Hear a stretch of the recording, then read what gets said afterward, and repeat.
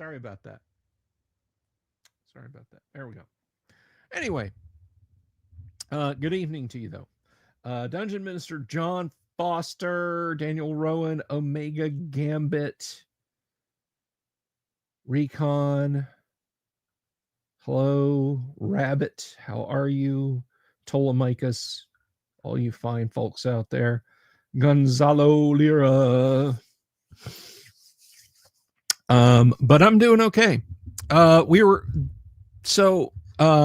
had some family stuff come up. Dentist appointment, some other odds and ends going on around there. So he's out tonight. So I'm just kicking back tonight. Oh, let me do that.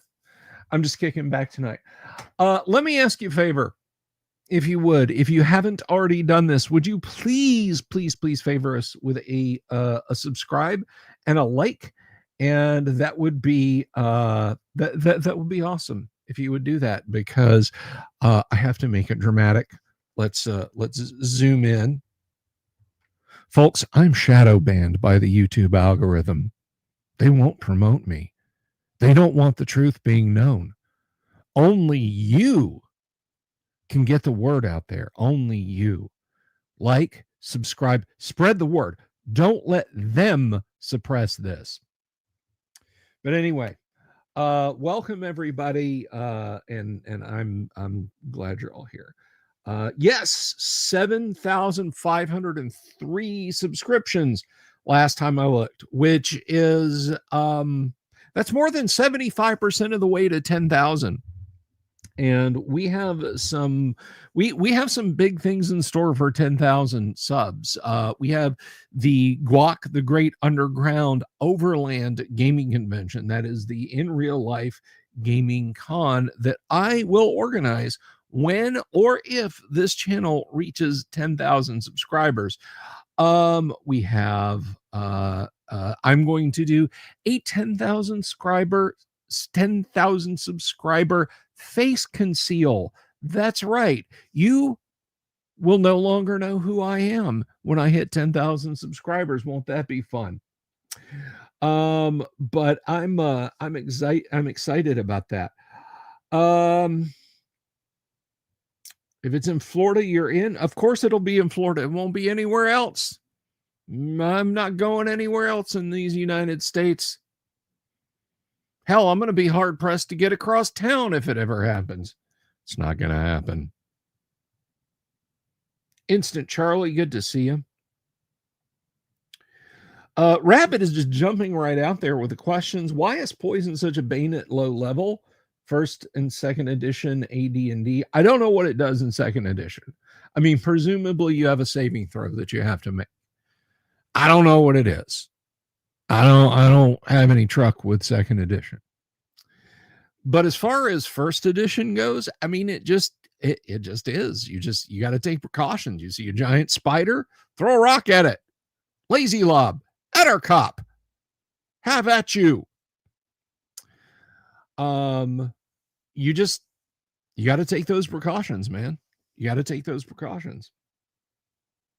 It's bad. It's bad stuff.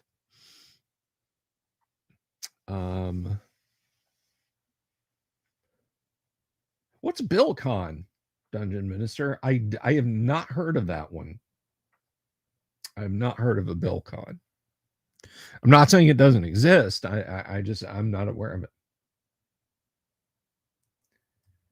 No. Dungeon Minister, we said puissant. We meant very skilled with weapons in particular. Puissant.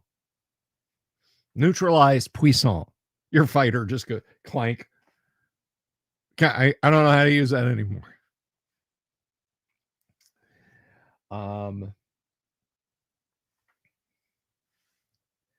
So do I use variable levels of poison for monster venom and poisons and so on like that are laid out in the monster manual or listed in traps? No. They're right then, right there. But if it comes to assassinations and things cooked up by alchemists and so on, yes.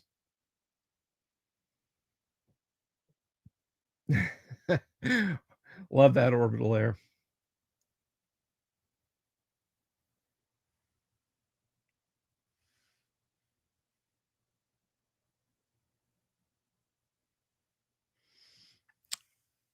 But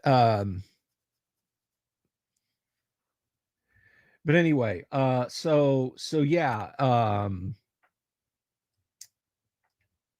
it's been a day. It's been a quiet day. Been trying to put together some more YouTube shorts. Those things bring people to the yard. Now, look, I know full well there's going to be people out there who say, I don't like shorts." I I just I think it's a fun little challenge putting them together. There's a frustrating technical aspect of it because of YouTube, but that's on me. Once I get the shorts out there, people seem to like them. So,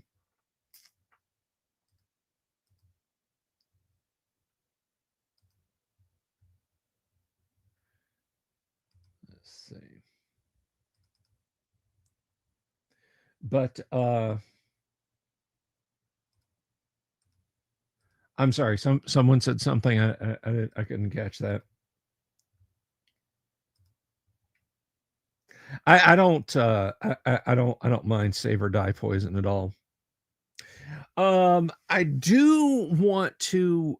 There's something. This is very important, and I need to talk about this. Um, this is just really really important.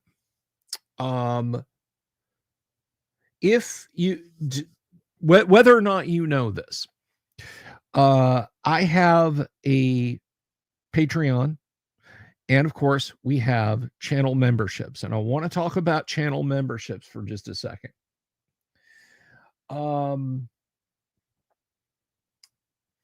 The channel memberships have tiers just like the Patreon does. And that level on both sites is called Master Thief. I have 9 slots. Well, not slots. I have 9 people in that Master Thief slot on my YouTube memberships. That's not a brag. That's not a I'm not like, well, look at me, la di da. That's not why I'm bringing that up. I'm bringing it up because this is a PSA. This is an important thing, and I need you guys to maybe you can help me. I said back when I started the OD&D Repro project, you guys know it. I shouldn't have to talk about it now. I said, hey, everybody who's already a member over on YouTube channel memberships or a patron is automatically entered to win one of the 4 OD&D wood grain sets. But here's the thing. One channel member is at the Master Thief level. Their account has been updating. I've been getting regular payments. I do not have an email address or any kind of contact for that person. They've been a channel member since, 2023, I think, at least according to the data. I don't know how to contact this person. YouTube has said channel deleted. There's no contact email. There's nothing. It's like they've been obliterated. Here's the thing. Their account keeps paying in monthly to my YouTube channel memberships. I don't I don't know who it is. I cannot realistically put that person in the drawing for one of the OD&D sets because I have no way to contact them, no way to tell them that they've won. I have no idea if they still watch the show and just don't care that their channel got nuked. Now, I would hate to lose them as a viewer, and I'm sorry that maybe they got popped on YouTube, that their channel got nuked. But if you're out there watching, please let me know somehow.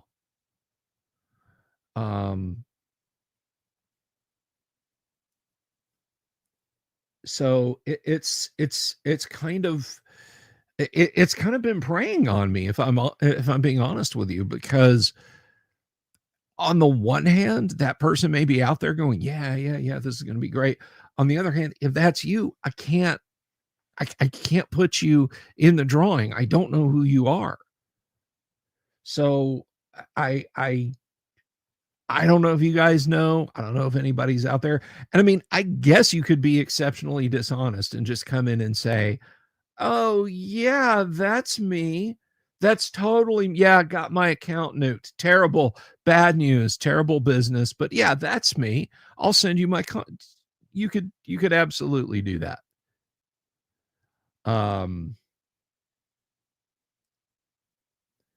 So I can't really, all I can do is rely on you to be honest about it.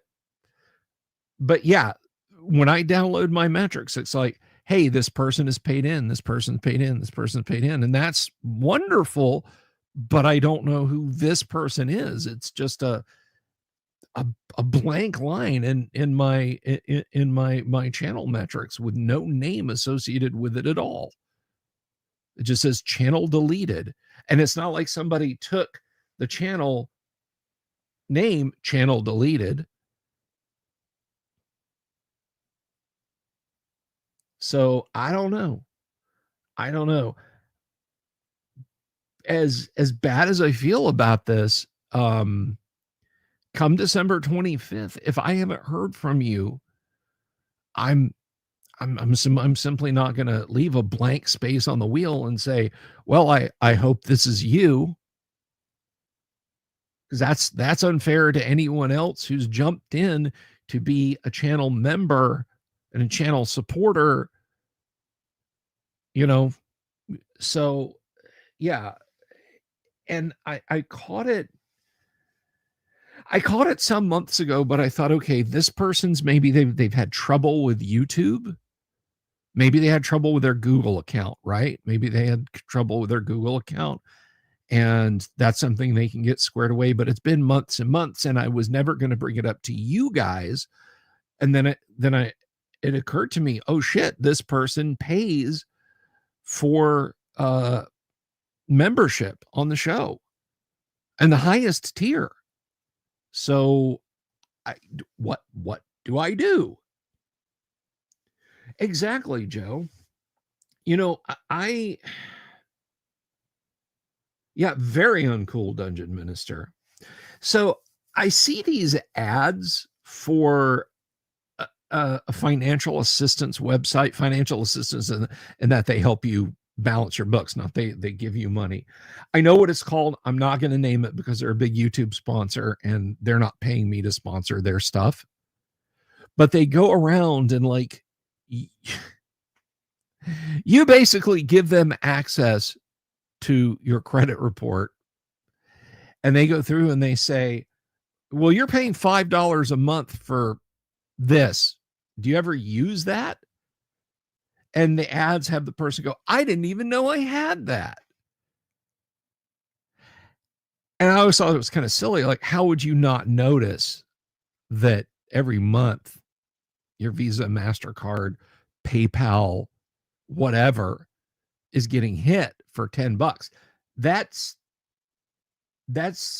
still a lot of my money, as far as I'm concerned. But I don't I you know I see now that something like that would probably be exceptionally useful. This is a case like that. Take care, Dungeon Minister. Thanks for hanging out with us.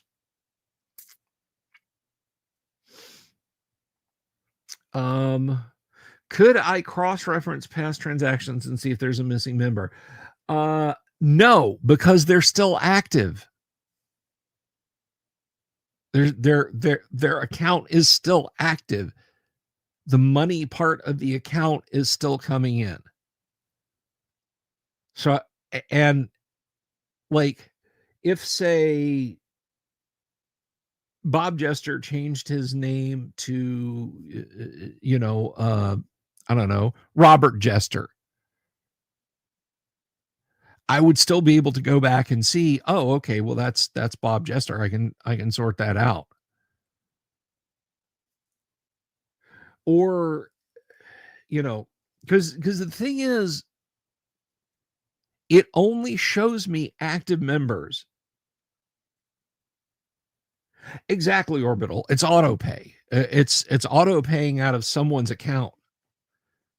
Now, I would wager there's probably a few people who I actively know, not active like closely personally, but I can see their contact information, who may support on Patreon or through channel membership, and they've just forgotten about it. They don't really care. They don't come around in the live chat anymore. They don't talk to me on socials anymore. Maybe they watch the videos and just give them a thumbs up. Maybe they're watching live right now and are just like, thumbs up. I just want to hear you talk. But I know there's a couple of accounts there that it's just, I don't hear from those people anymore. And they automatically, just auto pay. I'll take your money gladly. Supers, channel memberships, Patreon, whatever. But in this case, in this particular case, I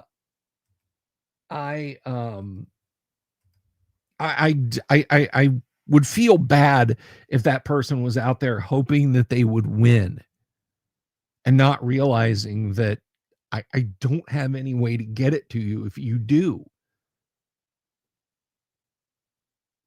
So if you know who that is, or if that's you, let me know. Please let me know. I kind of sort of have a way of knowing who you might be, and I can sort of quiz you on that. So, I mean, I don't have a way of knowing. I have a way of quizzing to see if you are who you say you are.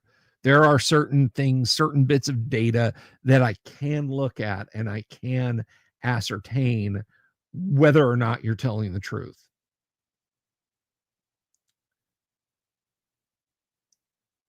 Thank you, Bob.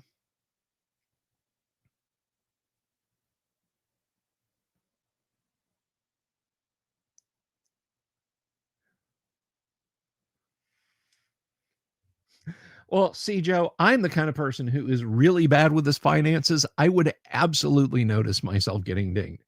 I would look up and go, "Oh crap, why did X dollars come out of," or,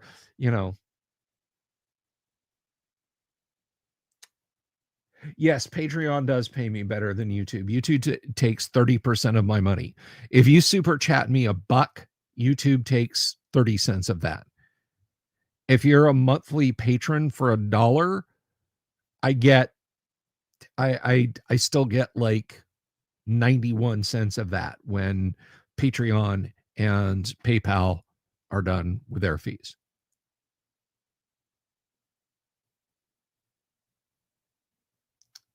Doc, we played Call of Cthulhu that night. I didn't do a reading this year. Now, next year, Halloween will be on Saturday. So the Call of Cthulhu game will end on Friday, and then on Saturday, like late Saturday night, I can do a horror reading then.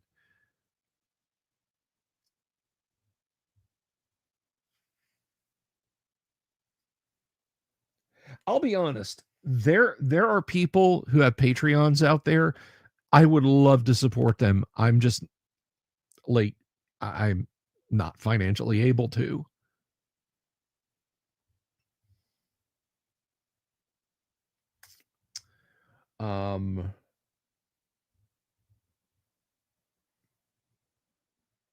It seems to cycle for us, Doc.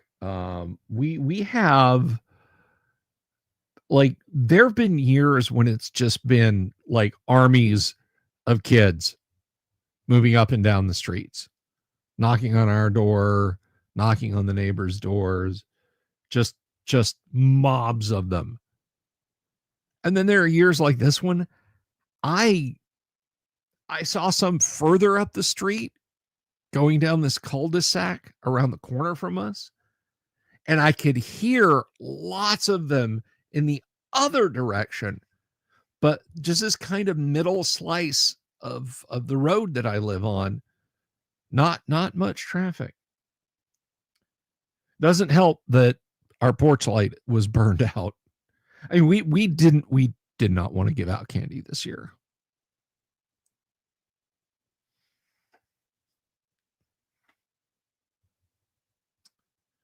My youngest went and did her trick-or-treating at a friend's neighborhood. I say my youngest, she's going to be 18 this year. But yeah, so that's what's going on with that, and I wanted to talk to you guys about that. So anyway, yeah, let's move on. Let's talk about some D&D stuff. But there, you guys were talking about poisons. Yeah, I just play them at where they lay.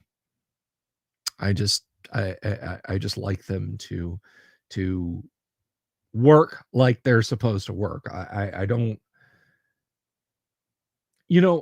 I gotta say, I really really salute DMs who do what they do to role-playing game systems to make them work better for you rather than go raw. Rules is written. God, I don't remember. Oh, this was a long time ago. This may have even been a Usenet discussion. I don't think it was a web form. I think it was that long ago. But there was someone who was talking about net running in Cyberpunk for Martel Saurian. Let me tell you something. Whether you play Iron Crown Enterprises, Cyber Hero, or Cyberspace, whether you play Shadowrun, or whether you play any flavor of Cyberpunk 2013, or the Cyberpunk box set, 2013, 2020, 2077 Cyberpunk Red, whatever you do, net running sucks.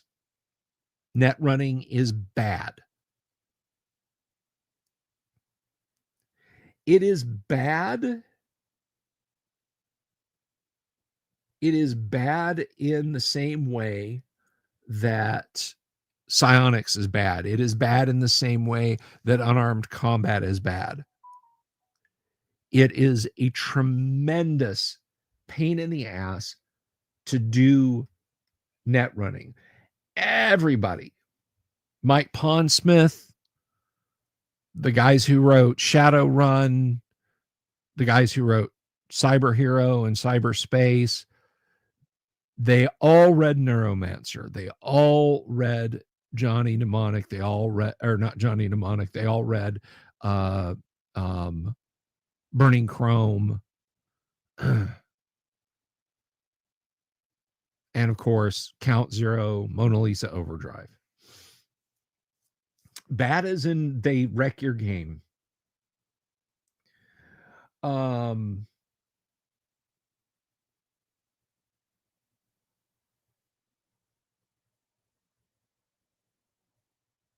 the games, yeah, Snow Crash. That's a good example too.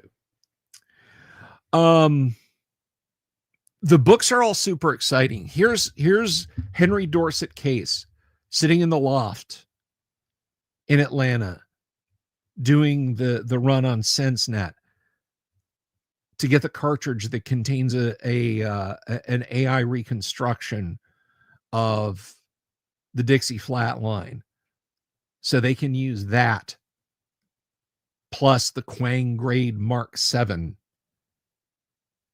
and Case's reconstructed brain to burn through the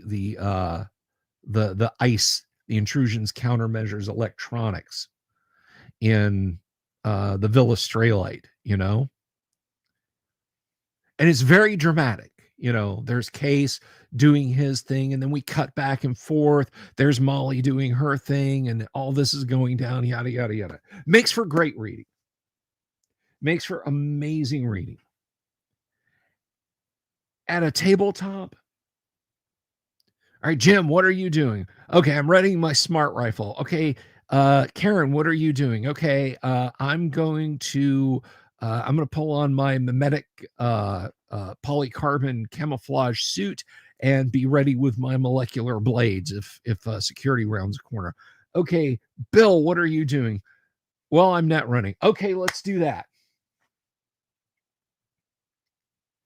And then it becomes this one-on-one game with the game master and the net runner, where you're rolling dice and you're making all these skill checks as you go along. And it's clunky and it's jarring and it just interrupts things.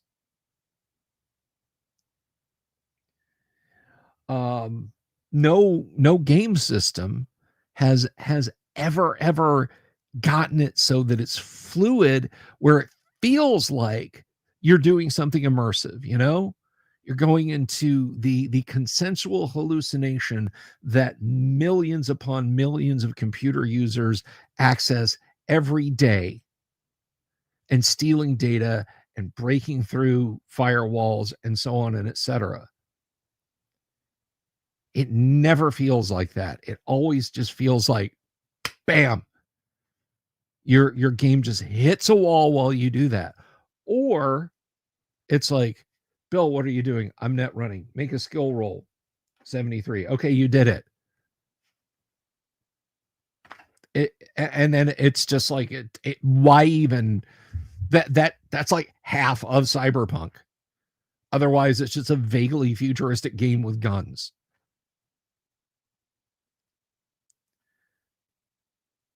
So it's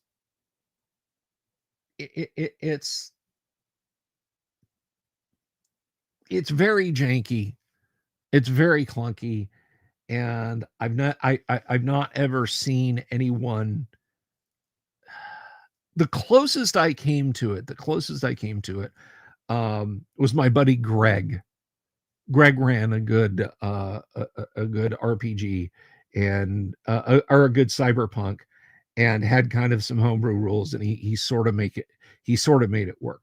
But the point behind all that was, I salute game masters who can who can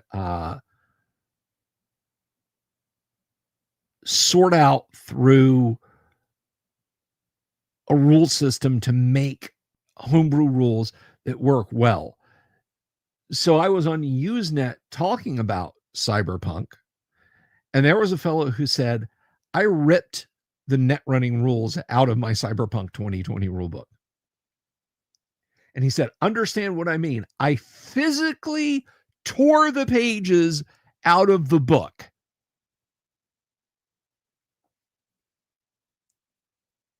And came up with my own system.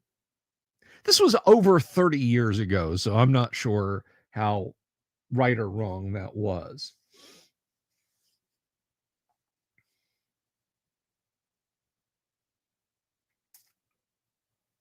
It is a bit like the technology map. In fact, I would use the technology map in lieu of anything else. I would just come up with little flow charts and just go around the table. Okay, you're fighting, shoot, give me a die roll. You're fighting, shoot, give me a die roll. The problem is net running is supposed to be happening at the speed of thought. So again, we come to a disconnect. If your party is waiting for you to hack the security system so they can open a door,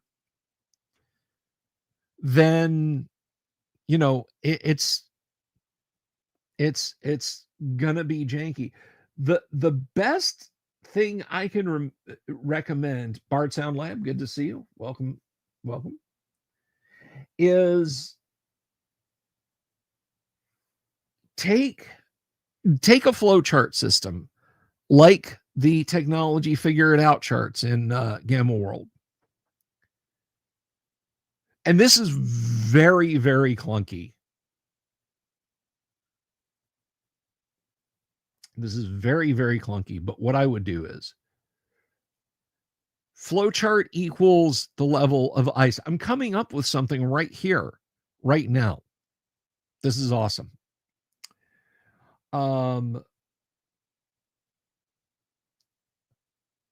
So we'll take the C chart, which I think has like 8 steps from beginning to end.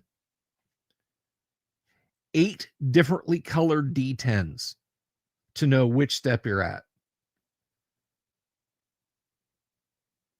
You know, red, blue, green, yellow, pink, orange, clear, striped. And you roll those dice and you just go along the steps very quickly. And that's, you know, you see if it worked. Now, you know, if the first one's at 10, the whole thing stops right there and you come back to that person and you tell the party it's like it's not working yet. You know, the door's not open. I don't know.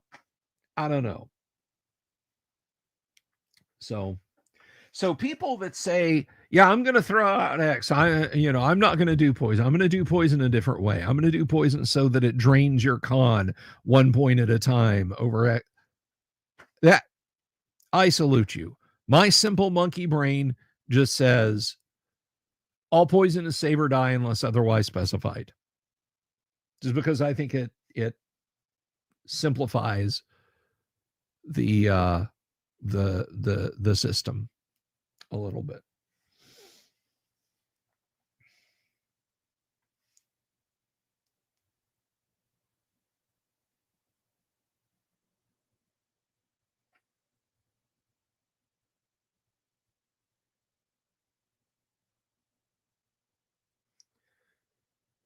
So dead characters make things very simple. Yes, they do. Gonzalo was sweating last night because he thought that Minotaur was going to be the death of the party. Turns out the death of the party was almost just arguing over whether or not you guys should camp out in the lair and then press ahead. But I'm teasing. I'm kidding.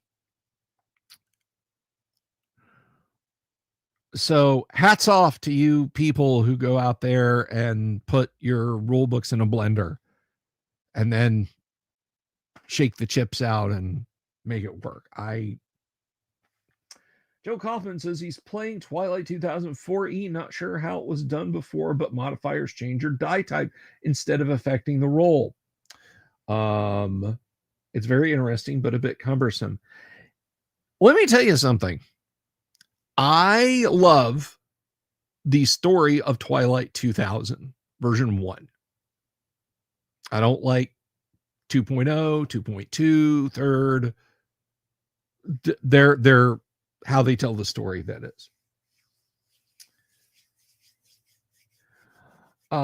Yeah, I mean, the dice just don't work for you sometimes, or do work for you sometimes. Orbital Air, take care. Thanks for sticking around. So I'm not really sure.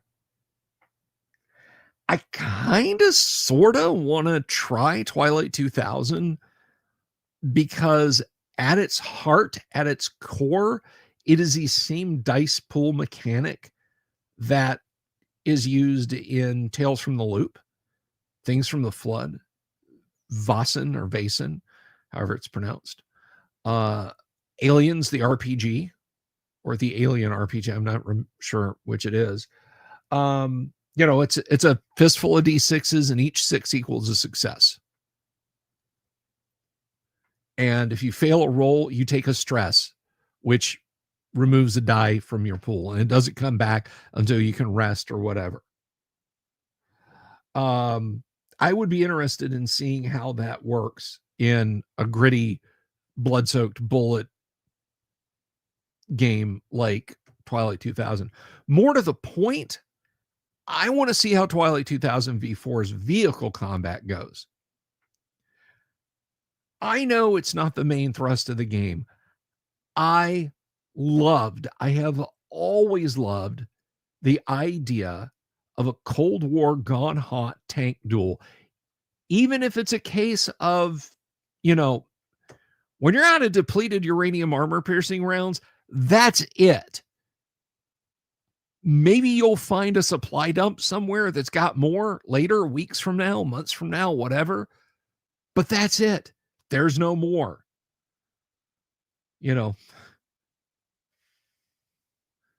factory in Rockville, Maryland, yeah, it's a smoking crater now, 2 years on in the war.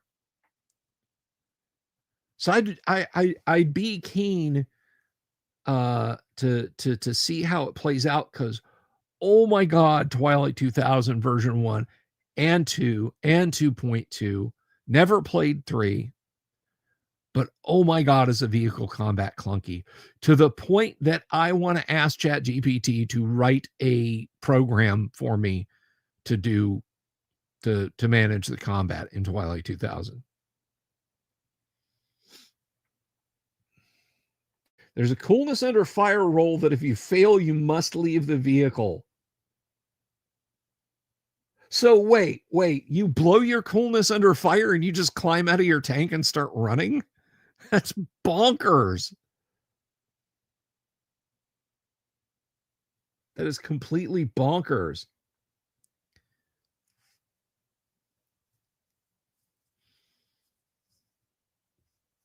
So yeah, T2K.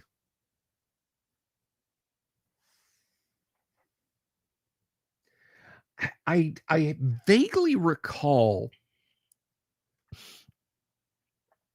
I can't remember what die roll it's based on. I want to say it's a D10, like a 1 through 5, but the way that Games Workshop basically, or Game Designers Workshop, GDW, has the crew of a vehicle, if it gets penetrated and there's a catastrophic explosion, I think everybody rolls a D10 or maybe a D6, and on a 1, 2, 3, you successfully get out of the vehicle. On a 4, 5, 6, you don't, and you die just when it explodes. So I honestly, again, I don't know how 4E does it, but I'm kind of keen to find out.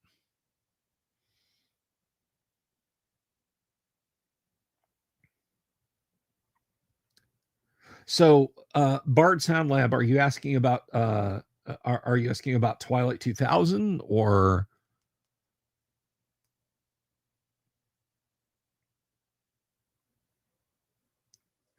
By the way, my fellow D&D grognards, get ready for the parade of new Hellfire Club t-shirt wearing people sidling up to our hobby. Be gentle with them. Introduce them to AD&D, tell them it's nothing like what's portrayed on Stranger Things, except it is fun. It is fun. That same level of fun is there, but it's mechanically different. And I say that because I was in Target today. And I went over to the media section. I sometimes I get an itch to just grab a physical copy of a movie. And I wanted to see what was in the they don't have a DVD section anymore. They have vinyl. They had a selection of really popular vinyl repress.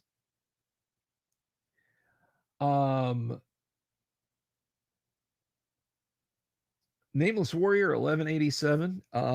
Thank you very much. Hang on a second. I'm gonna come back to you, Nameless Warrior. Good questions. But yeah, there were all sorts of Stranger Things stuff, and of course, a rack of black and white Hellfire Club t-shirts.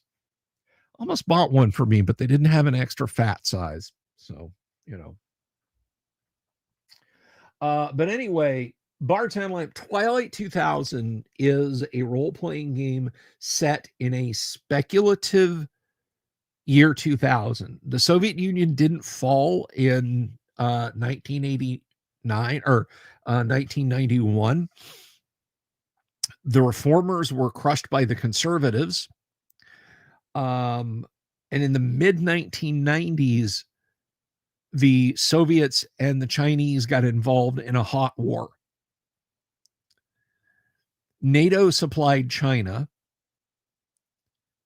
China started pushing the USSR back. The USSR feigned a full retreat and then used strategic nukes on all of China. China just got completely pasted. And the reason this happened was because during the conventional part of the war, they were using TAC nukes back and forth. During the conventional phase of the war, because the Chinese have potentially hundreds of millions of people to put in the meat grinder, the Russians or the Soviets were drawing forces out of the Warsaw Pact to send to the East to fight. East Germany said, "You're not sending our finest youth out there to die." They had a secret meeting with the leadership of West Germany, and the West Germans said, "Yes, if they try to force your hand, we will act in your defense."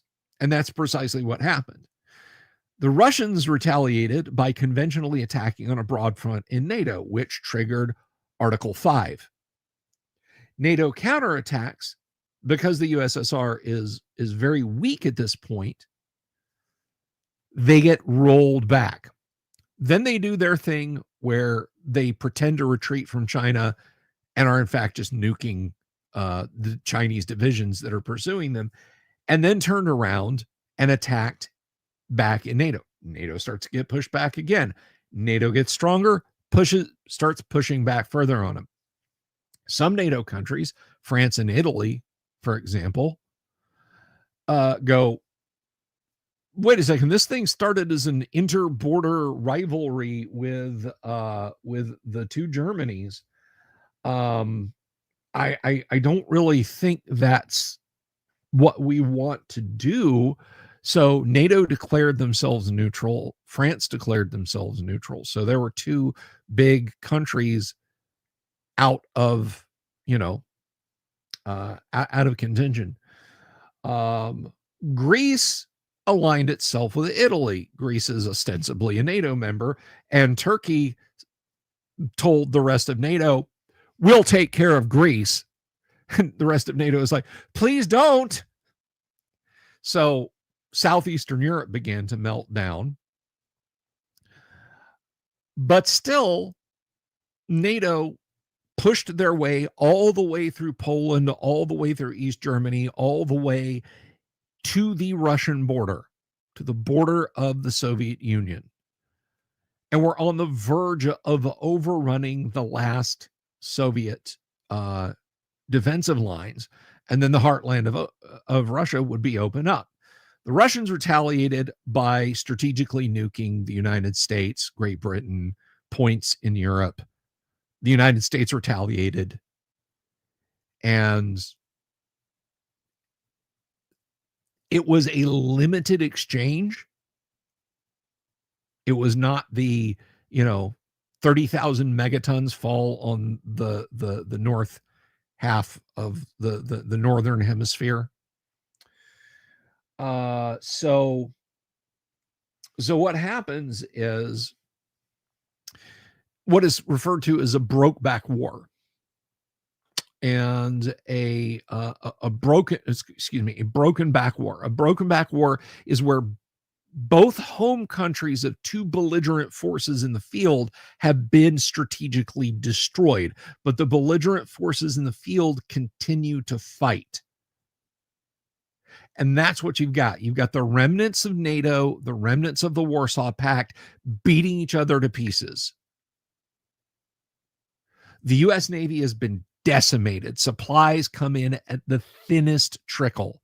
The last attempt for a major NATO resupply was intercepted by the Italian surface fleet and submarines in the Mediterranean and sunk.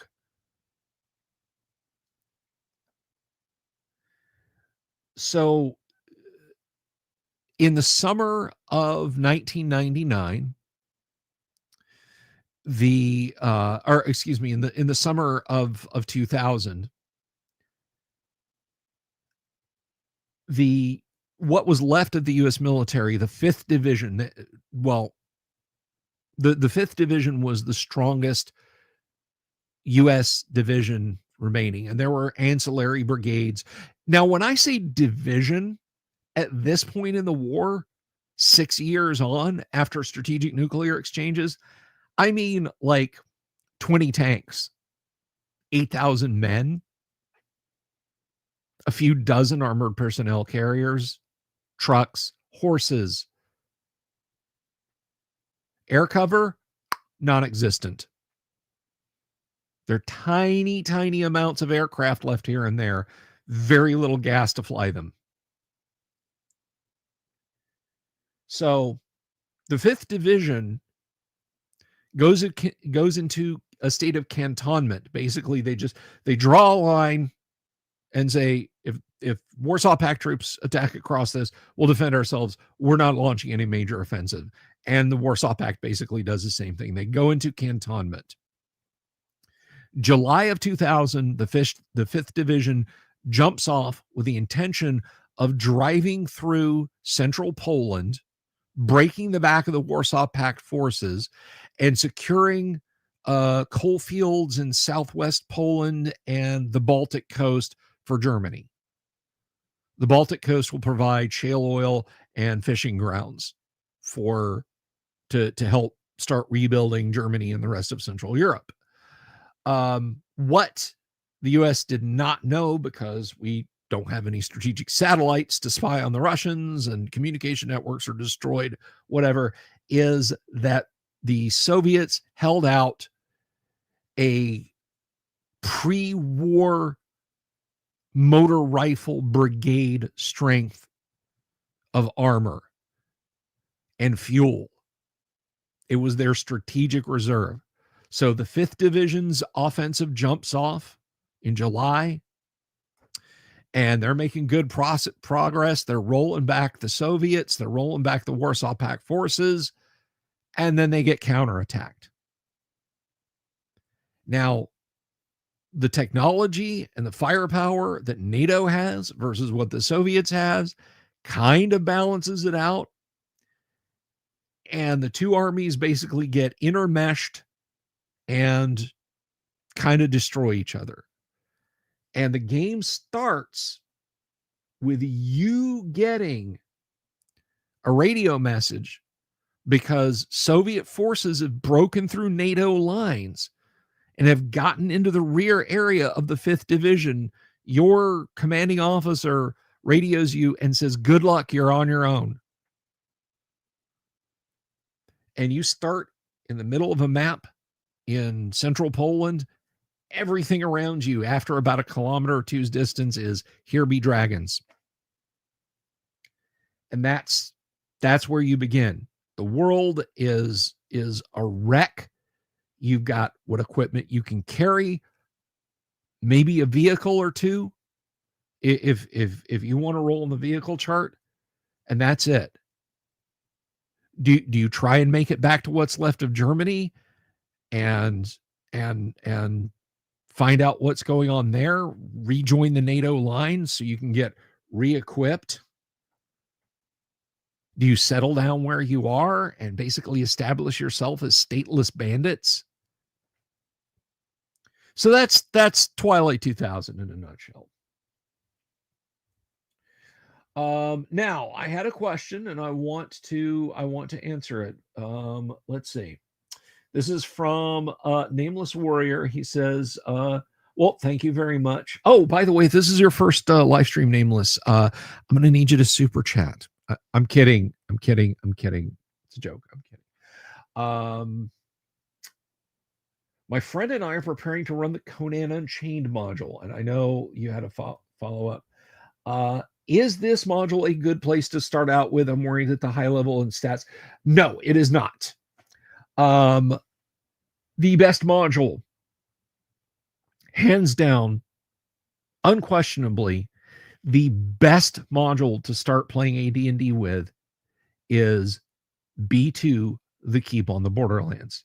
You need to make a few adjustments to make it made up perfectly with AD&D.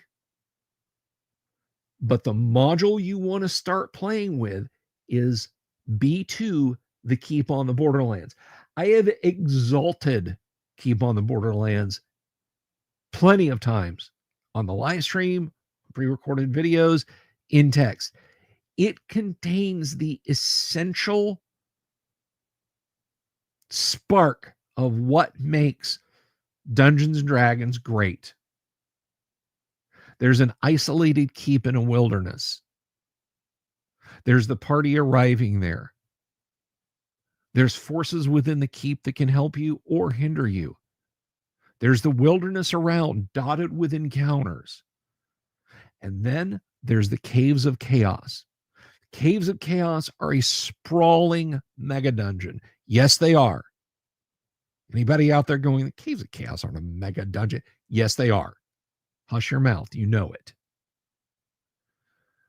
The Caves of Chaos are a low to high, low level, monster-filled labyrinth of tribes and factions of monsters that live in caves that line a ravine. I don't want to spoil it, but let me tell you what. The Keep on the Borderlands is absolutely, positively one of, if not the best modules ever created for any role-playing game. I've had people run it in a Pathfinder game set in the distant future. I've run it myself. I gutted it and used it as to improvise a Star Wars game once. A little space station and an asteroid full of threats floating around near it. Keep on the Borderlands is what you want, my friend. Keep on the Borderlands.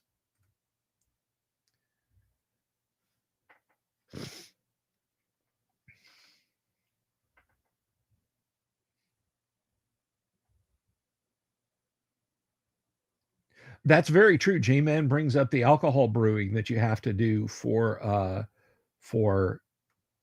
fuel in Twilight 2000. One of the problems with Twilight 2000, now I've sung it, the praises of its story, is that it presents the world that you're in as a howling wilderness where you're at on the map in Poland, it actually places you the pack-in module that comes with the Twilight 2000 box set, which is over here, is called Escape from Kalisz. Kalisz to Berlin is like a 2.5 hour drive. Just like an 8 hour walk. I don't know. It may not be that. You know what? We're gonna Google Maps this up.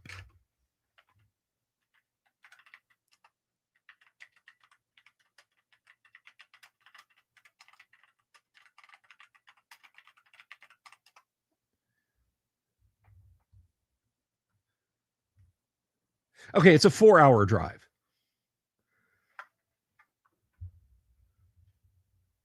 It's a 4.5 hour drive. It's not that far back to the NATO lines.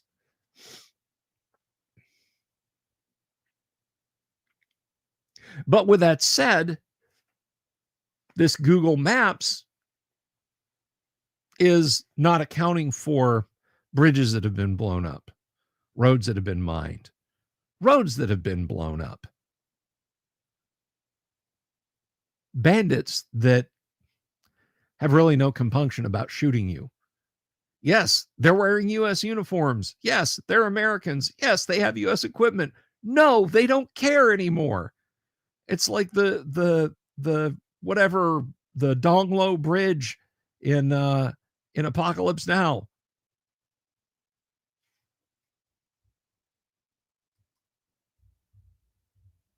There's no command. Exactly. A 4 hour drive at what speed? And if you really, really want to keep your main battle tank, somebody out there might be a trackhead. And if you are, I would love for you to pop in and let me know. But what is it like on a modern, well-maintained MBT? How many miles per hours of maintenance is it?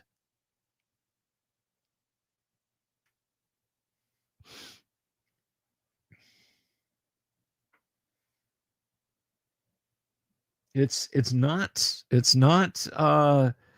simple and easy.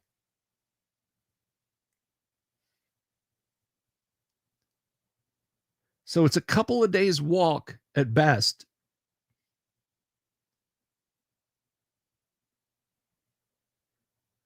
But yeah, you're so think about a tank. Let me, for those of you who don't know, let me get a model here.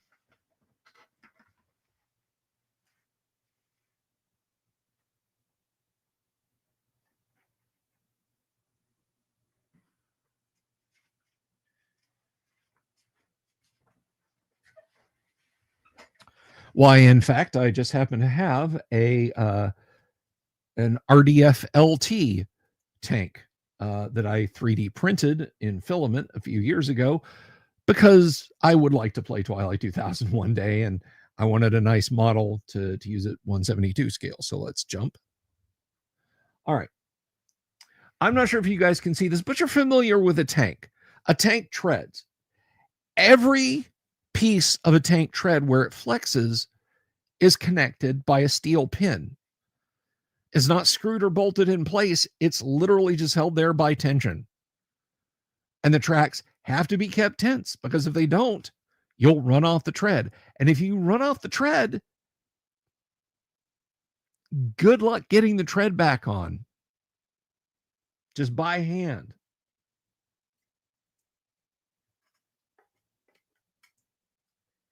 It is really a maintenance intensive vehicle.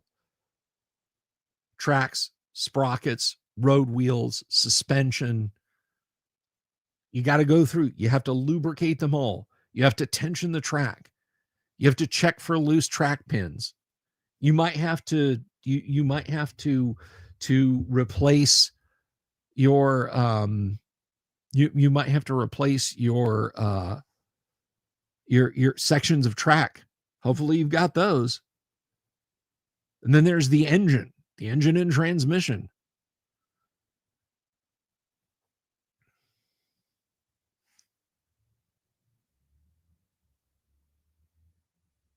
The fastest combat vehicle, like, has a big gun, is designed to fight, like be in the front fighting. The is actually, ooh, you know what? I can't remember if it's the M10 or the M56. I think it's the M56. If you don't know, back during World War II, there were three, well, four technically, but there were three kind of tank destroyers. And what's a tank destroyer?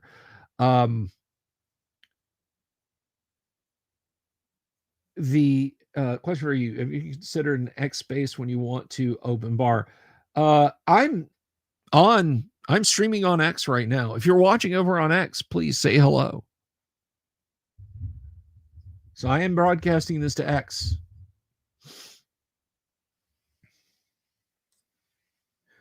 Or did you mean like it with an open mic?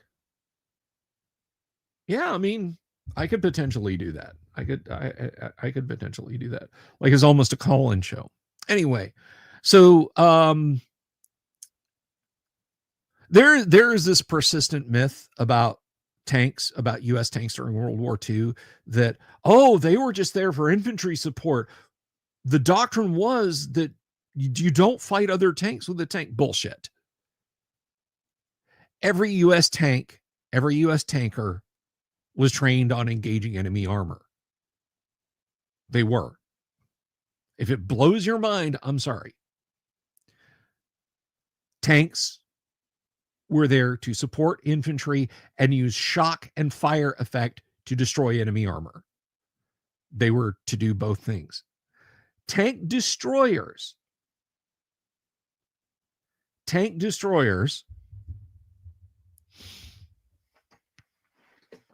were created to create quick breaches. So you very rapidly had the creation of three tank destroyers. The M10, the M10, the M18, and the M36. And they had various types of high velocity guns on them. One of the things they were designed to do was position themselves very quickly to get flank and rear shots on German tanks. Not because they couldn't defeat them from the front, it's just a lot easier to defeat them from the side. And you want to go very quick. So those early tank destroyers were comparatively thinly armored. Like they were designed to stop rifle bullets, 40 millimeter rounds, whatever, and shell fragments and not much else. But because they took off so much of the armor and wanted them to go fast, the Jackson could go really, really fast. Again, if it was a Jackson and not the M18 I'm thinking of. How fast could it go? So if we consider the tank destroyer essentially a tank, it's a quintessentially tank-shaped vehicle. It has a turret, has a high-velocity gun, has a modicum of armor, and it has treads. It's a tank. Just if you tried to use it like a medium tank or a heavy tank, you're going to get your door kicked in. So during the Second World War, with speed governor taken off, which most tank crews would do, which that might sound like a fancy, complicated thing. It's usually just a block of metal designed to not let the throttle go back any further. So soldiers being soldiers, I'm just going to take that off. They could get the M36 or the M18, again, I can't remember which, up to 56 miles an hour. Now, that you guys may be like, I drove faster than that on my way to the grocery store. 56 miles an hour in an era when most tanks were going 20 miles an hour, some of them as slow as 15 miles an hour off-road. That is blazing fast. That is insanely fast. So during the Second World War, it was the fastest armored fighting vehicle. Now, Abrams, the M1 mark of Abrams tanks, way back in 1981-82. The tank debuted in 1980. It was developed in the late 70s. Initial marks of the Abrams that weighed 54 tons, I think, 55 tons. When the speed governor was removed, allegedly could go 60 miles an hour. They've gained about 14 or 15 tons of armor sensors, new gun, new equipment, extra stowage, an additional power pack, things like that. Those can't go 60 miles an hour. They might be able to, but it would probably destroy the suspension to do so, or severely damage the suspension. Anyway. So ask me D&D questions, you nerds. 22 watching on YouTube, 129 have swung by to say hey over on X. Robert Phillips mentions Xenophon's Anabasis. Twilight 2000 is very much Xenophon's Anabasis, yes.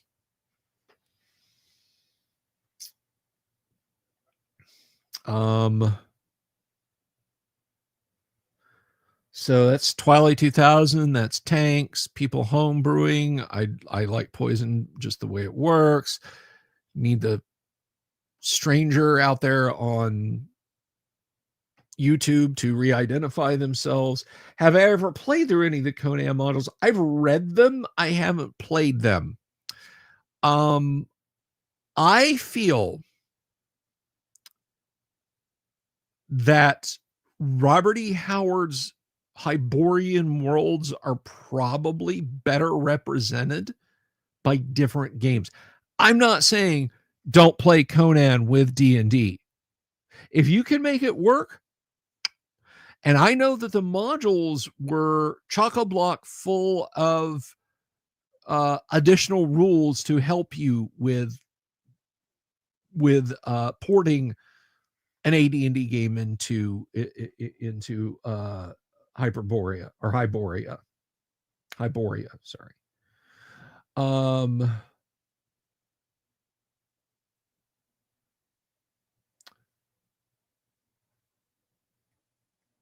Hyperborea is something completely different. That's Jeff Talanian's excellent game.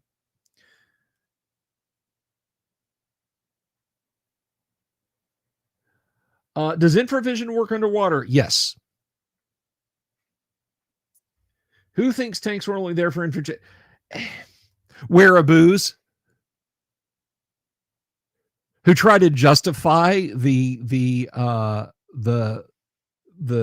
performance of the Sherman. Well, it was just an infantry support tank. They weren't there to fight tanks. Bullshit. The Sherman tank. I tell you what, there is a guy named Nick Moran. 6-7 years ago, he spoke at a Armor Fest, basically a civilian convention for the appreciation of armor.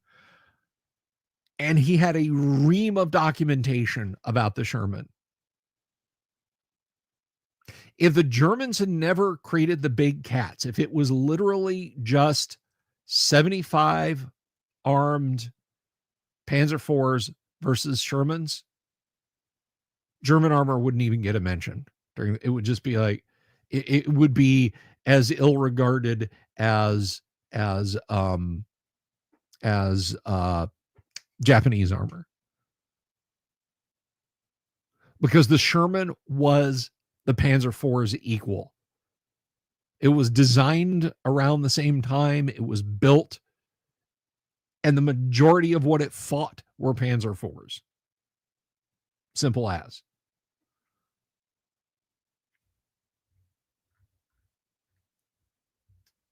Have I ever played Ghosts of Lion Castle? I have not, Michael. I have not. I have not played it. I have not read it. Unless it's really well, I mean, yeah, I think really, really cold water would make it work better to a degree. No pun intended.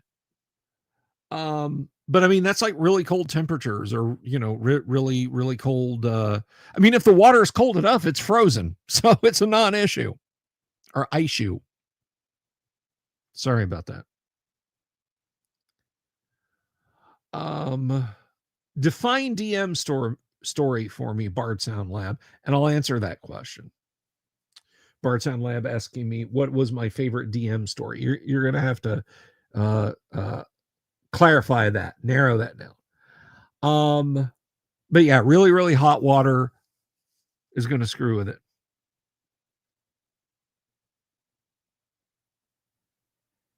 Oh, the last thing about Conan, if you can lay your hands on a copy, and you're going to have to get a physical one, unfortunately, of Gods, Demigods, and Heroes.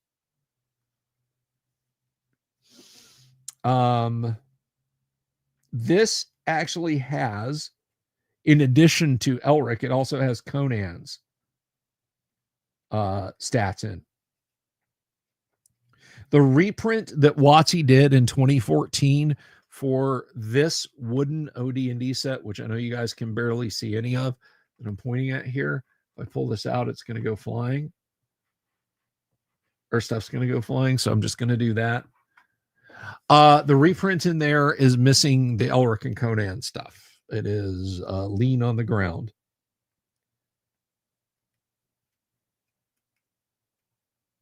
Some people mistakenly think that this also has Call of Cthulhu stuff in it. It doesn't. Yes, Rosie the Rocketer. That is an incredible story. I will tell you this real super briefly.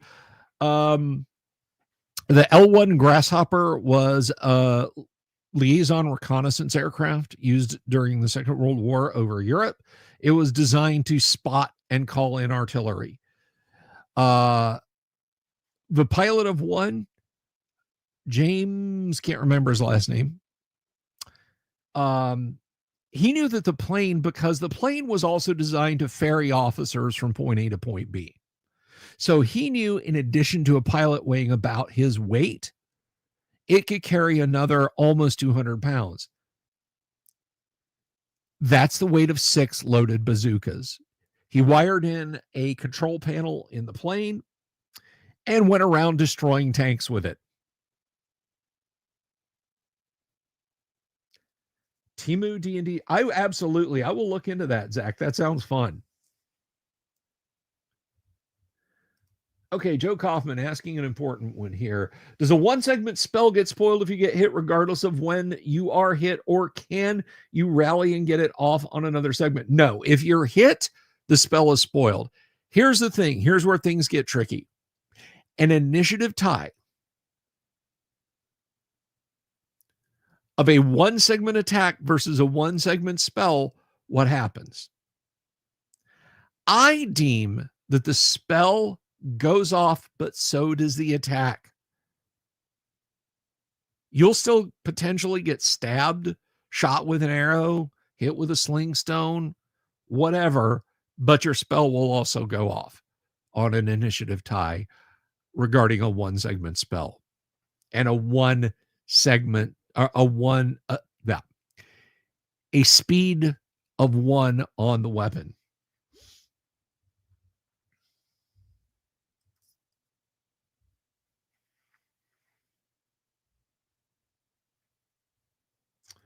What is the number one worst thing?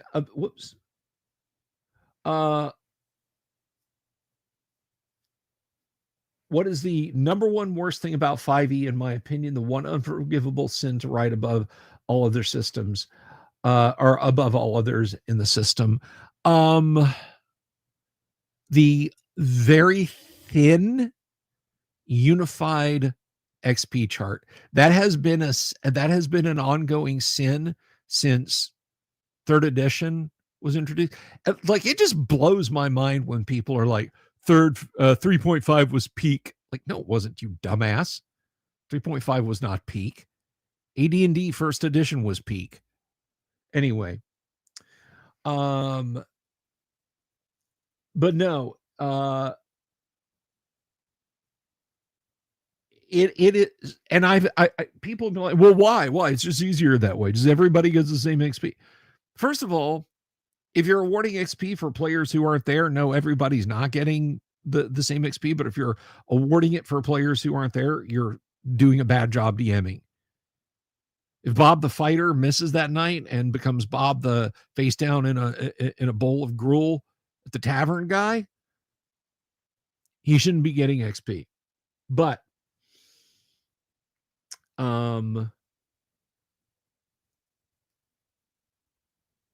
a fighter, a magic user, I don't care what they're called in 5e. You know what I mean? A thief and a cleric fight and defeat an ogre. They all take away different things from how they fought and defeated it. Cleric relied on his faith. The magic user relied on his magic. The fighter relied on Poussin's skill in arms. The thief relied on stealth. They learn different things in different ways. You cannot apply the same lessons across the board. Let's go back to what I was talking about, arms and armor.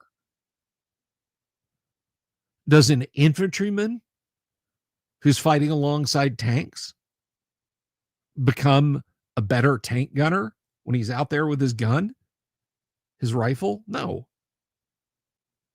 His part in taking the enemy down was rifle fire. Let's flip the script. Does a tank commander necessarily know how to use a javelin missile? Maybe not. Very possibly he doesn't. And if he sees them being used, I'm destroying armor with my tank. You're destroying armor with anti-tank missiles. They're different skill sets. Yes, we both blew up the tank. We earn different XP. They're applied differently. Your lessons are applied differently. You put me and a pre-med student in a college class. We're going to take away different things from the same lesson.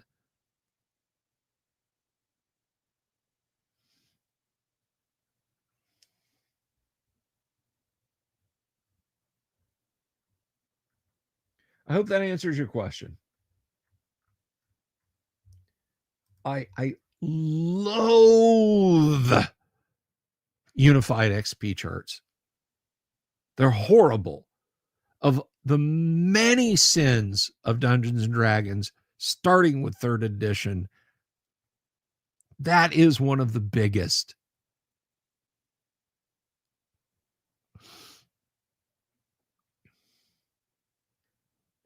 Giving players in GM, I think this has been a problem going back to OD&D.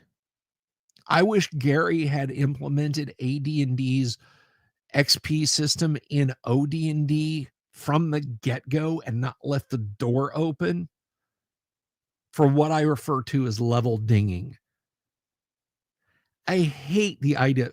All right, we're going through a dungeon, there's a goblin stab. I needed 2 more XP. Thank you. When we divide that goblin XP up over all of us, that's enough for me to level. And now I'm a higher level fighter. Level dinging. Well, you're wrong. You're objectively wrong, and you're a bad person, Michael. You learn differently. You apply lessons differently. But I don't like level dinging. I train. Apply what you've learned. Train. I like AD&D's level training system. I like non-unified XP charts.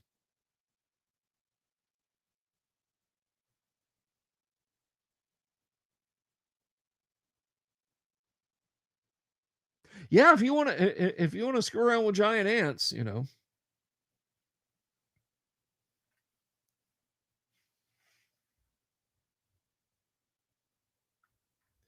but to go back to OD&D, OD&D left the door open for that. And some people, they do the soy jack, pointing back at OD&D like it's some kind of gotcha that OD&D does that. And I hate it. I hate the fact that it is so easy to level in OD&D. Fortunately, OD&D has a fairly robust zero defects replacement system when it comes to character play. So it's going to be a while before you get a character who can level anyhow. But yeah, starting with 3rd edition, it was clear you didn't understand the assignment, guys. A unified XP chart is, it's horrible. And that's like saying,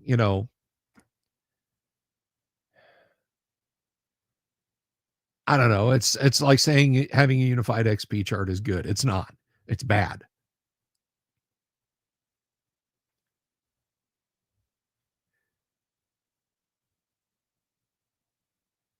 Somebody asked me up the stream, maybe it was Bard Sound Lab. Somebody said, "What is my favorite DM story?" And I'm not. Again, I'm not sure.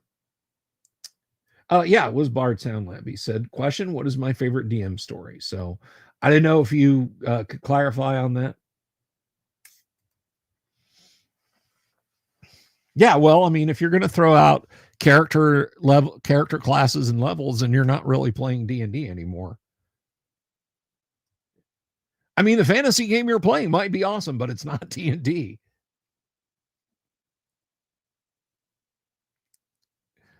But it's, Michael and I see it eye to eye on plenty. So I'm not calling you out, man. I'm just, So I'm saying I prefer my steaks to be about yay big, maybe that thick, and also come from the shank of swine. Well, that's a pork chop. That's not a steak. Yeah, I need you to clarify what is my favorite DM story? Story as a DM, story of me as a player under a DM.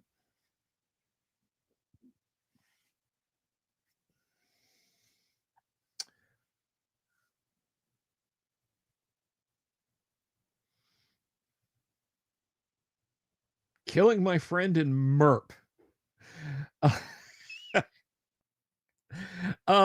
That's more of, well, you know what? That was really the hand of game masters moving through it. So yeah, I would have to say that shooting an arrow through Rob's head was probably my best story, because I didn't do it.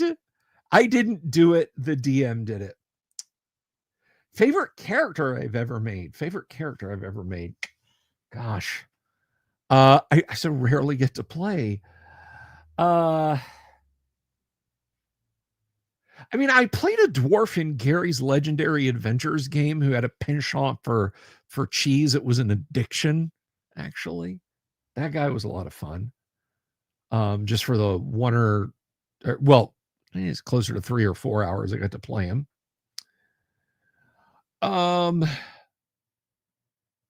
Probably Steel. Steel was in a Hero System 4th edition game all the way back in 1989. Steel was just he was just basically Colossus. I have his original character sheet around here somewhere from 1989. Thank you, great old ones. 0600 does come early. Good night, sir.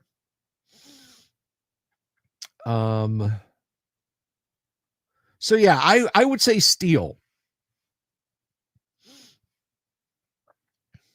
I was working. So when I found out you could do anything in Hero System, I didn't know how long and how far the game would go. And despite the fact that Steel was what is referred to as a brick, the Hulk, Colossus. What? Oh, I picture him in my head.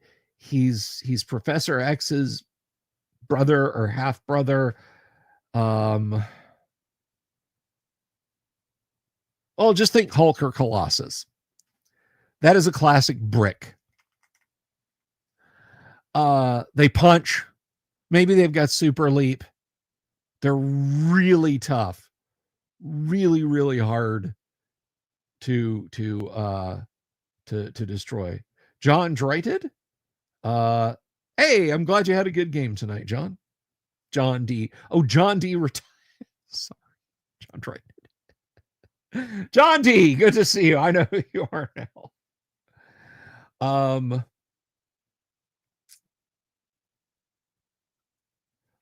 But character build points or XP adventure points, whatever you want to call them, in Hero System, they go a long way. 5 points is a lot to spend on your character. Beast from the X-Men. Yeah, that's a good one, Julianos. Although, I mean, you can make the argument that he's a martial arts character, but I'm not going to get into that. Crusher Creel, the absorbing. Well, no, because he's got that absorbing power anyway. Their big thing is strength, hitting things with it and defending stuff with it. But when I found out you could do anything with anything in Hero System, I set about. I think we got 3 or 4 outlays of experience point. I wanted to build him into a dual threat. I started buying Energy Blast. Now, Energy Blast isn't anything. It Cyclops' I-beams, Havoc's energy thing, just whatever. That projects energy out, whether you shoot lightning from your fingertips or your scream with your voice like Banshee. It's an energy blast. I said Steel is working on an energy blast because his body becomes living metal. He can slam his hands together and the shockwave goes out as an energy blast. And I started buying that up. And unfortunately, that campaign ended.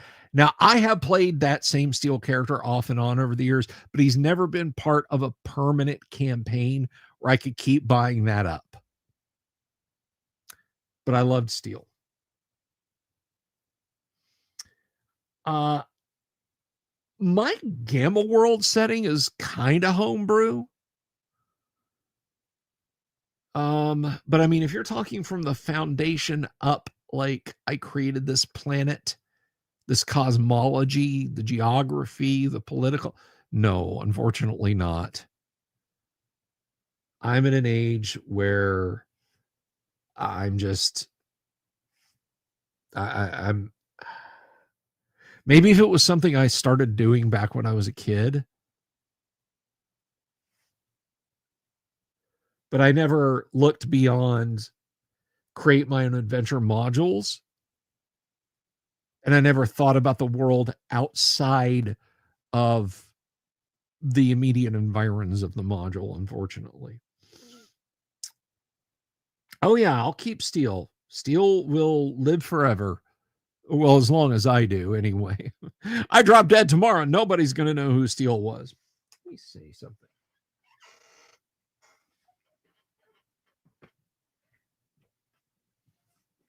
Now, here's a relic. It's a Batman 1989 folder. They gave these away at 7-Eleven. You could get these at 7-Eleven when Batman came out, and there was a 7-Eleven right across the street from my friend Rob's apartment. So we used to go there and get these folders for our characters. This is from 1989. Hey, Grimhammer. So anyway, that's why you should all worship Loth. She is so sexy. And the plans she has for you. Oh my God. Guys, chaotic evil is where it at. That beautiful drop. Just ignore her when she turns into a spider, or maybe that's your thing and you don't want to. Let me see if I can find Steel in here. Let me see if I can find him. You that get Grimhammer talking. Moi, traitor, perish the thought.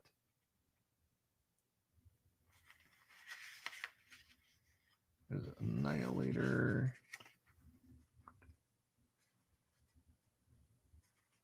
Don't know who that is. He doesn't have a name. Yeah, this is the folder in which my character... Oh my gosh. Is this him?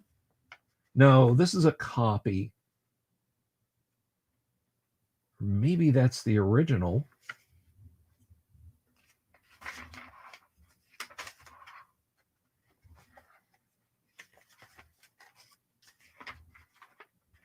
I'm looking for him, guys. What's that? Oh, heavy gear cutouts.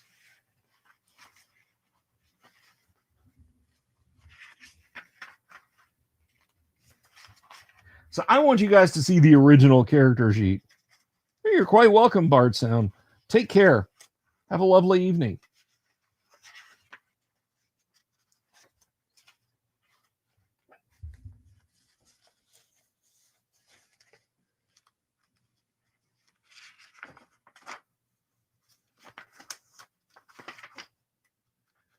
I'm probably not going to be able to find it. Oh my God, there's exalted character sheets in here. It burns.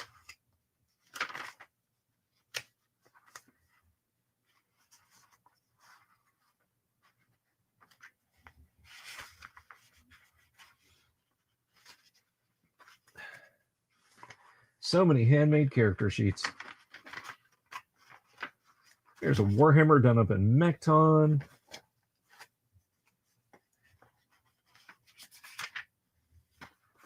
Graph paper, maps. Something printed out on computer.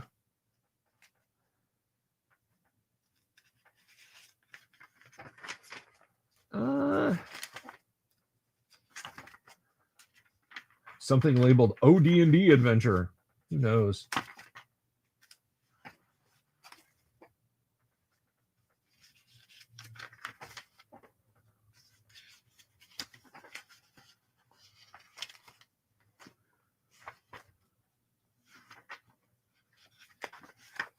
Okay, I cannot find Steel right now.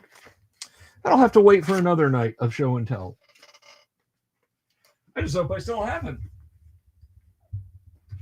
Maybe it's in here, because I have two of these. I have one in much better shape than that one.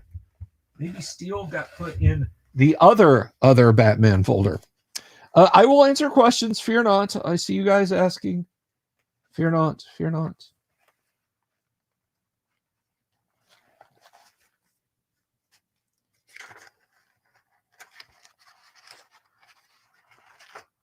No. It's not in here. That is a shame. That is it.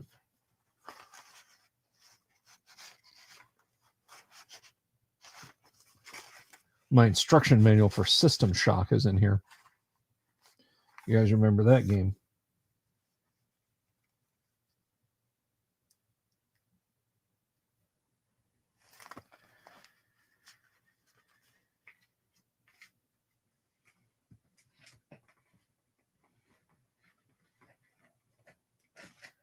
I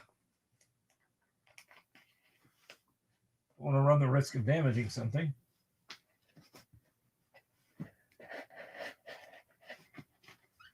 Okay, sorry about that. All right. First question. So as a GM, I like the AD&D 1E combat rules and hirelings and henchmen rules, but am new to running AD&D. Do you think they are a good way to expand a small party of 1 or 2 to... Yes! Oh my God, yes. A party of 1 or 2 should absolutely be getting henchmen and hirelings.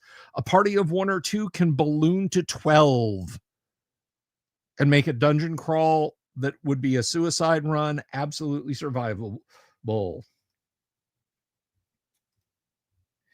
Can I expound on what changes might be made to Keep on the Borderlands to make it better fit into AD&D, or point me to a video where I've already done so? Briefly, you're gonna have to skim through and look at encounters, specific monster encounters, and just note some damage adjustments and hit dice adjustments. There's an ogre and an owlbear and a minotaur in the keep, or an ogre, an owlbear, and a minotaur in the keep. An ogre, an owlbear, and a minotaur in the Caves of Chaos that you should adjust up. Also, I think there's a gray ooze that you should adjust up. You're going to want to note that some sturges near the Minotaur cave attack as 4th level fighters, not as 1+1 hit dice monsters. Just off the top of my head, that's it.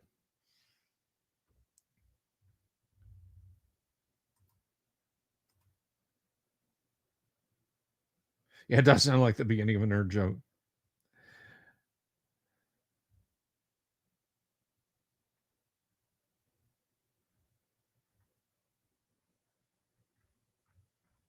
So yes, that is, I do heartily recommend that you just take a look at the encounters. It's not difficult work. It's really not that difficult of a job to do. Let me tell you what. If you can get a copy of Keep on the Borderlands for Holmes Basic, it's 90% of the way there.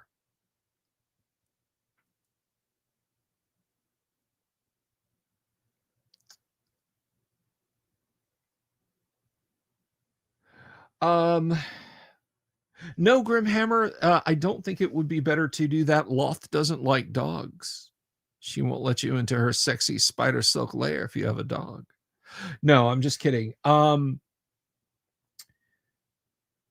Well, you know what? Let's look at the economics of that.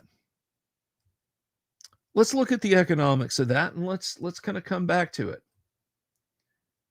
and see what that is. So let's go to equipment in the player's handbook. Do you guys want me to share this up on the screen? I can. In fact, I'm gonna.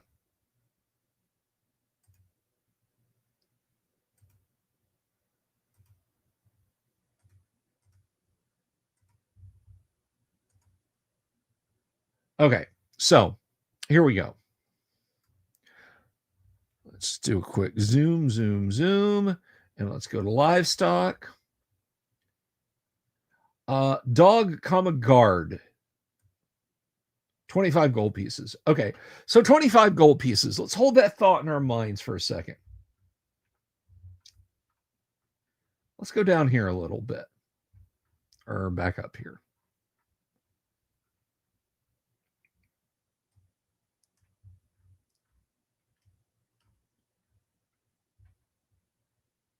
Leather armor is 5 gold pieces. A small wooden shield is 1 gold piece.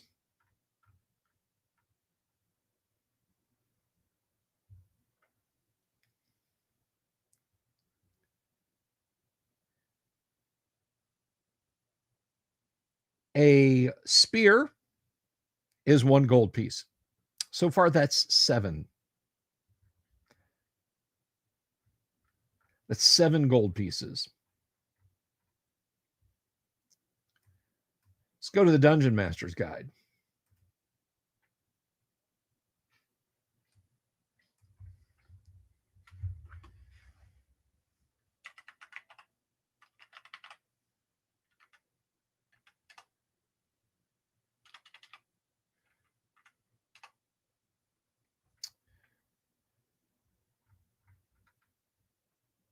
footmen, light. Light footmen are mercenaries you can hire.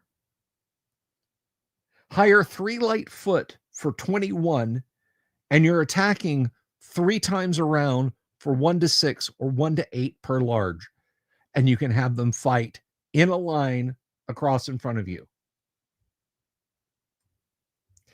It's more economical to have 3 light footmen of 1 to 7 hit points apiece than a guard dog, without a doubt.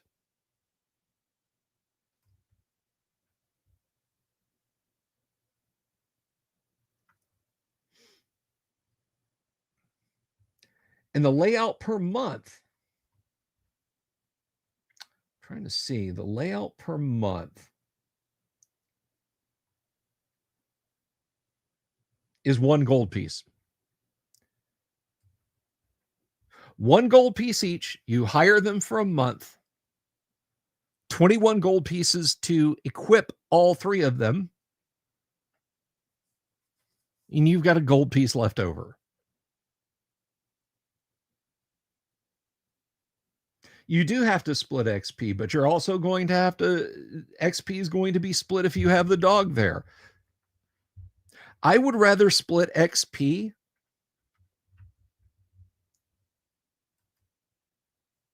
and have 3 allies fighting in front of me or backing me up. Maybe I'm a fighter.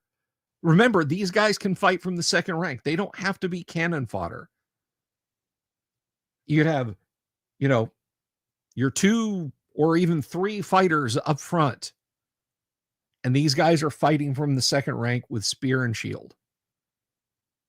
And leather armor and shield, they're AC7.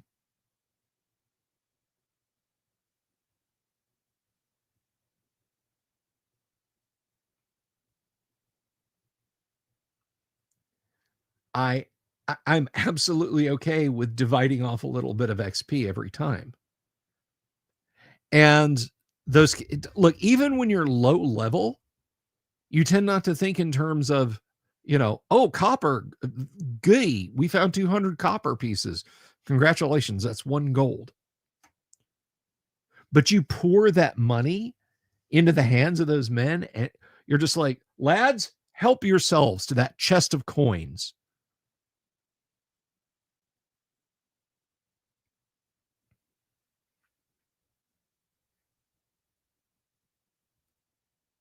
Split XP because the dead get 0. God, that is so well said.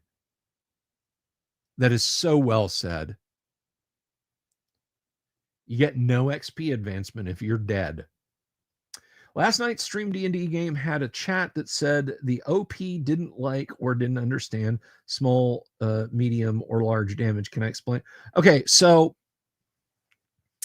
there are just weapons that, by dint of their shape, their design, where they will hit, where they can hit, the bigger bodies featuring larger veins and arteries that can be cut, stabbed, smashed, sliced, hacked. There are some weapons that do more damage to larger targets. There are some weapons that do less damage. A dagger does 1 to 4 against a small medium opponent, 1 to 3 against a larger opponent. Shorter blade doesn't go in as far. That's it. And I like the small, medium, or large damage rules. I do. It provides some granularity without slowing up the game. Put the mercs to the sword. So Grimhammer is over here saying, you're heretics. You're all heretics for worshiping Loth. Murder these people. I know what you're going on about. You're a double agent. You're working for the Dark Elves.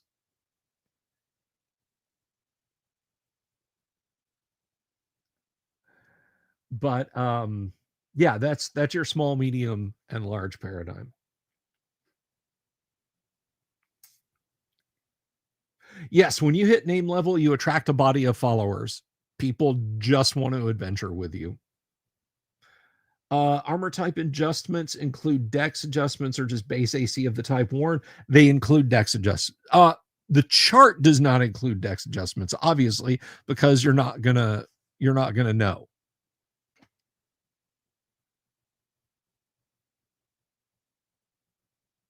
Oh wait, no, I see what you're asking, Joe. It just the armor weapons versus armor type adjustment just applies to the physical armor. Just applies to the physical, which is another reason why weapons versus armor type sucks. I don't like it. I don't use it. Can I post a link to Crom? I can talk about Crom, character record organization manager software. I don't, unfortunately, have a page set up where you can just buy it and then download it. You have to email me and I email you the link, which I trust people to not share with the whole world.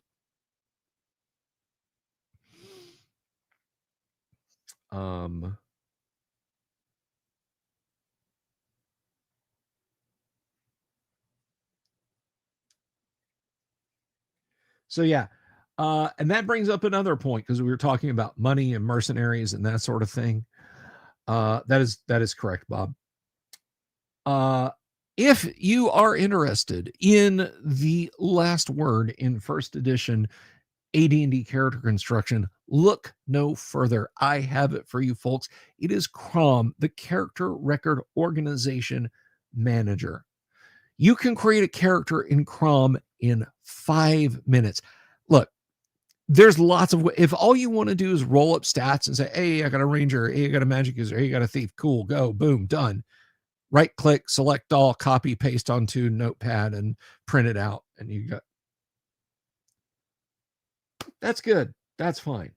Well, Jason Jacobson, I have some good news for you. If you want a 100% rules compliant, feature complete character creator that not only generates characters, but lets you level them, add XP, drain levels, age your character, buy equipment, equip that equipment, sell gems and jewelry, dual class a human character into Bard, dual class a half-elf character into Bard. Your DM uses psionics or you want to use psionics? Guess what? There you go. If you like all of those things and 5, not 4, 5 methods of character creation. You have your methods 1 through 4 is laid out in the Dungeon Master's Guide, and you've got a 5th method for manually entering your stats. Change alignments if you want. And once you've created that Bard, by the way, that doesn't just stop. You can keep leveling them up. Save as a text file or HTML. Swap characters back and forth with your DMs or your players to use on a copy of Crom for them. Crom has got it all. It's $25. But guys, I think you're going to find it to be absolutely priceless.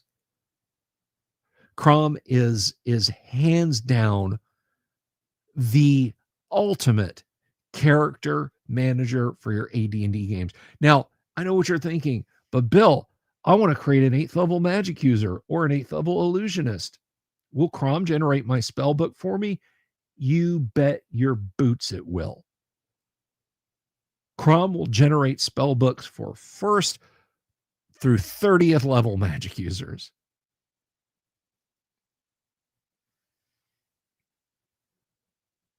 Crom is a fun little program. bsylvia@gmail.com. Jason, shoot me an email. Let's make it happen. You do have a question in the character classes followers. How do you determine if an assassin's follower is a half orc? Good question. If there's not a rule, simply adjudicate on the spot. But let's go to page 16 and let's look at that.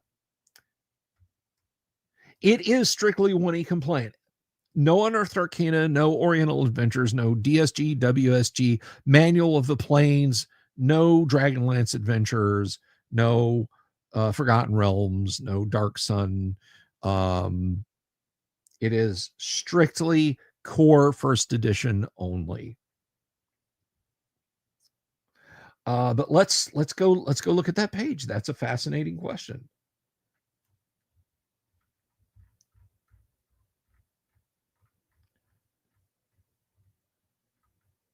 Followers, let's see here. Players,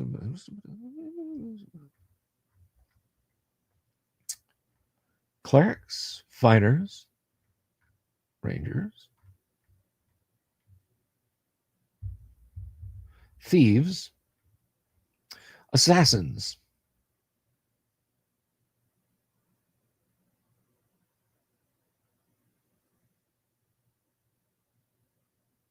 You don't. The race of the assassin table is dwarven, elvish, gnomish, half elven, and human. That's it.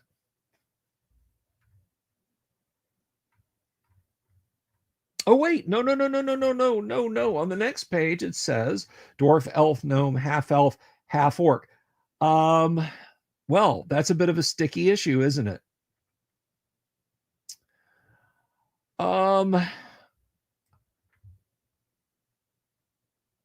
Yeah, just caught it right at the top there.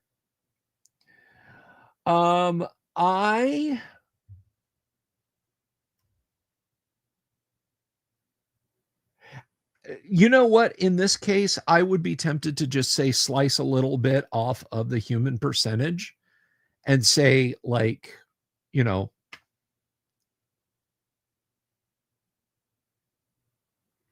maybe, or maybe even off of half elven, just like 16 to 20 for half elven, and then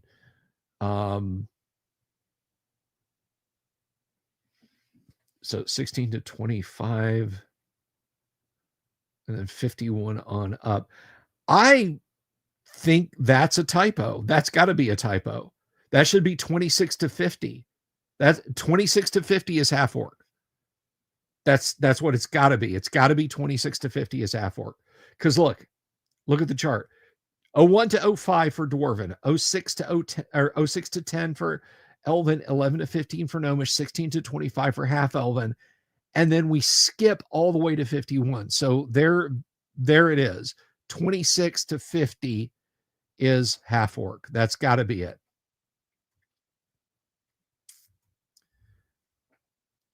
$26 to $50. It is missing off the table. Let me, you know what? We're going to look at that right there. So you can write that down. Write that down. Yeah, I started late, Cuthbert. Right here. Let's zoom in.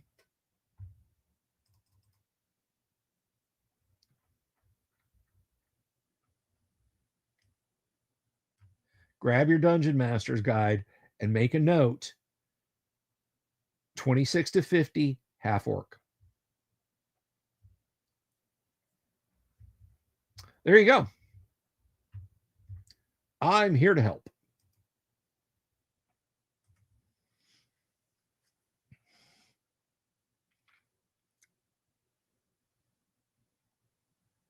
Yeah, I mean, you know, it's like the idea of a dwarven or gnomish assassin is very small. So is elven, but it's a little bit higher for half elven, but half orc it's gonna get even more. And then human, of course, you got a 50% chance. You would have to go back into issues of the Dragon or Dragon magazine and dig through there, because I think there's a lot of letters to the editor that cover frequently asked questions and corrections and so on. But as far as a list, a definitive list, I have not seen one. I have not seen one. So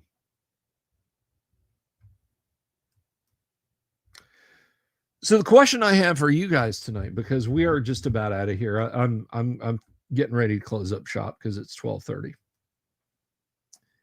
That is correct, Bob Jester. Who wants to hear me say goodnight as Alex Jones? Any of you? Any of you? Bueller? You know how to get it. You know how to do it.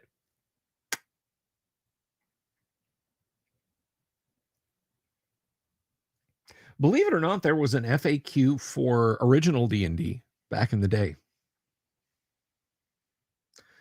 And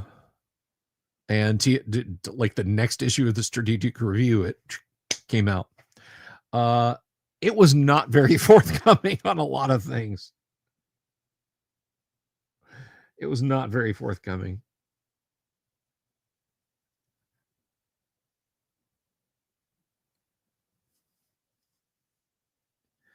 Well, does somebody want to tell Julianus, the Mad God, how to get how to shake loose a little bit of Alex Jones out of the Delver?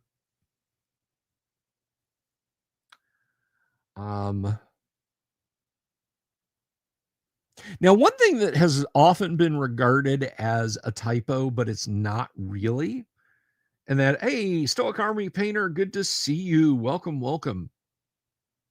It's not really an error. You like Mike Tucker? I'll do that one. Let me see.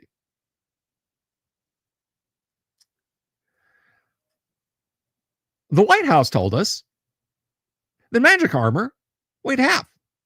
We investigated. Here's what we found out. And it needs to be more nasally, I think, for a better Tucker Carlson.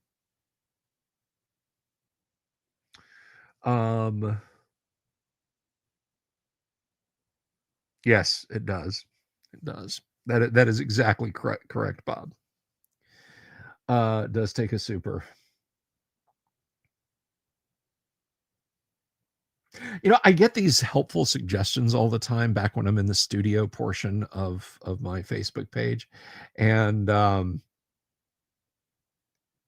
it's already took all your money through your YouTube membership. But it's always full of helpful stuff like, you know, if you turn on automatic ads in your live stream, or you get more super chats if you mention it. Like, thanks, YouTube. Yes, I do want to make money with this, but could you make me feel less oily, please? All right, look. Since I think that Julianus, you may have been out there in the audience, but this is, I have not seen or heard from you that often. I'll go a little. Don't go telling everyone I did this, because I don't want to. I don't want people to think I just give it away for free. That's not good.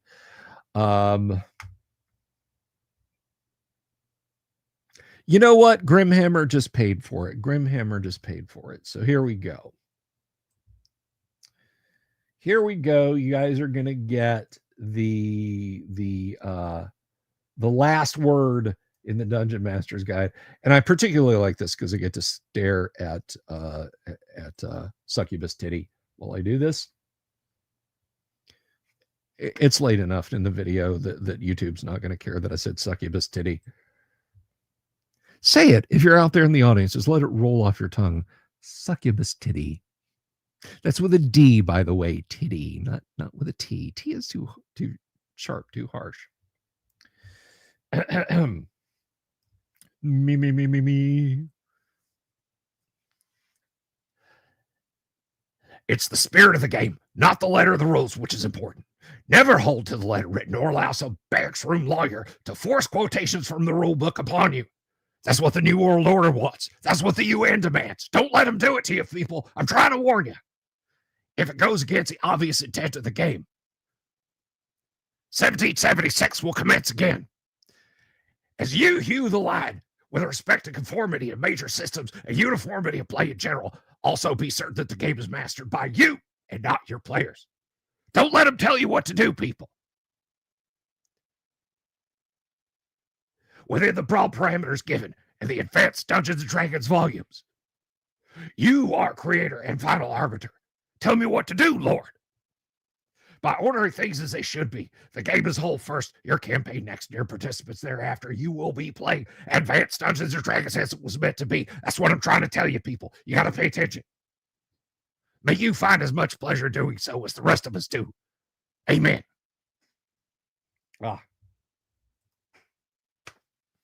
There you go. There you go. Thank you, Grimhammer. Anyhow, so you guys can clip that if you want.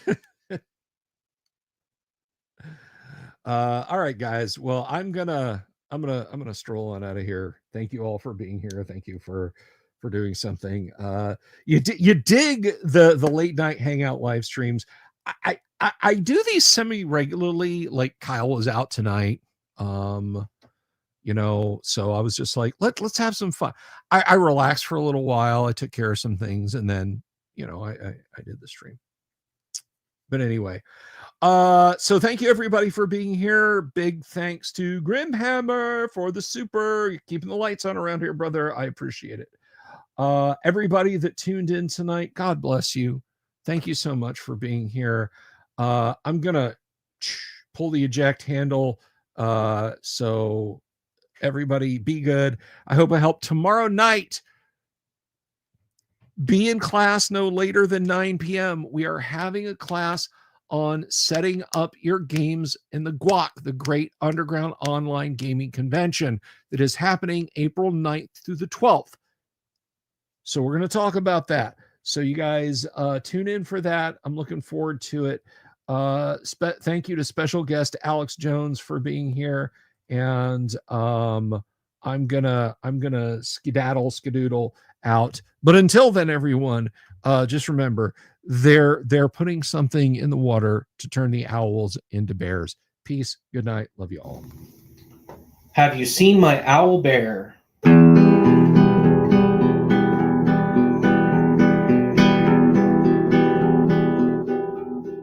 Here's to all the weirdos everywhere in the woods and in the air. Have you seen my owl bear?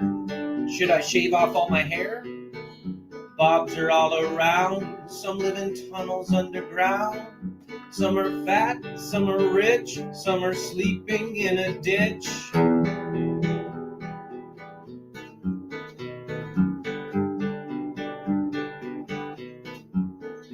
Can you ride a crooked horse without a saddle way off course?